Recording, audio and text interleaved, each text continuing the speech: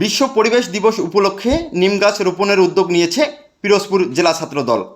বৃহস্পতিবার দুপুরে কেন্দ্রীয় কর্মসূচির অংশ হিসেবে পিরোজপুর সরকারি সোহরাওয়ার্দী কলেজ প্রাঙ্গণে নিম গাছ রোপণ করে এ কর্মসূচি পালন করা হয়। পরিবেশ রক্ষায় সচেতনতা বৃদ্ধি ও সবুজায়নের লক্ষ্যে এ উদ্যোগ নেওয়া হয় বলে জানান আয়োজকরা। এ সময় উপস্থিত ছিলেন পিরোজপুর জেলা ছাত্রদলের সভাপতি সালাউদ্দিন তালুকদার কুমার, সাধারণ সম্পাদক মাহমুদ হাসান শাহিন, সিনিয়র যুগ্ম সাধারণ সম্পাদক আল ইমরান মনু, সাংগঠনিক সম্পাদক রানা মল্লিক, যুগ্ম সাধারণ সম্পাদক শাহরিয়ার অভি, প্রচার সম্পাদক ইফতেকার আহমেদ রনি সহ জেলা, উপজেলা, পৌর ও কলেজ ছাত্রদলের নেতৃবৃন্দ।